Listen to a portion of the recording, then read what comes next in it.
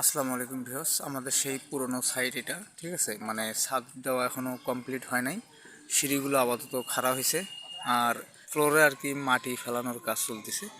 তো আজকে হলো 28শে রমজান, আজকে আমরা এই সিঁড়িটা ঢালাই দেবো।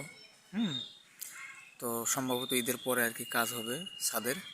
তো সামনের ডিজাইনটা যদি আপনাদের একটু দেখাই, সিঁড়ির সামনের আর কি মানে 10 ফিট জায়গা সিঁড়ির থেকে আর কি বাড়তি নিয়ে নিছে সুন্দরভাবে, ঠিক আছে। তো এটা আর কি মূলত ডিজাইন আর কি স্কোয়ার, সামনে সুন্দরভাবে ডাসা দিয়ে বিট দেওয়া আছে, ঠিক আছে। তারপরে হচ্ছে আমি দেখাচ্ছি আরও আপনাদের সুন্দরভাবে। চাইলে আপনারা গ্রামের বাড়িতে এভাবে সিস্টেম করে কাজ করে নিতে পারবেন। মানে সিঁড়ি থেকে আর কি সামনের দিকে 2টা কলম দিয়ে, হ্যাঁ, ছাউনিটা আর কি 10 ফিট বাড়ায় নিছে আর কি সামনের দিকে, ঠিক আছে। সিঁড়ির চকি তো হয়তোই, কিন্তু 2টা কলম দিয়ে আর কি সামনের দিকে বাড়ায় নিছে সুন্দরভাবে। মূলত সিঁড়ি হচ্ছে এটা, ঠিক আছে। তো বিম দেওয়া হয়েছে নিচে দিয়ে সুন্দরভাবে সোলিং দিয়ে জালি বিছিয়ে, তারপরে হচ্ছে এখন ঢালাই হবে আর কি। আর এটা হচ্ছে সিঁড়ি। আমি সিঁড়ির চৌকিটা যদি আপনাদের একটু দেখাই উপরে চড়ে,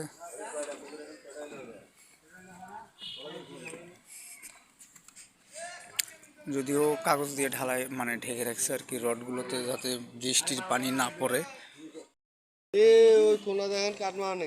তো ভাইয়া আমরা এটাকে কি বিম বলি আর কি? এটা কনসেল বিম। কনসেল বিম, তাই না? সিঁড়ির গোড়ায়। আচ্ছা, সামনের দিকে দেয় নাই কে? সামনের দিকে দুটো রড দেওয়া আছে কনসেল বিমের পরিবর্তে।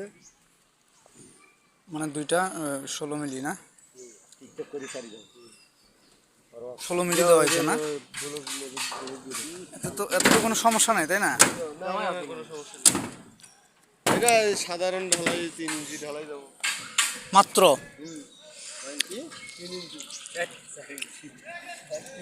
ঢালাই। হ্যাঁ, বিট লেভেল কত থাকে? বিট লেভেলে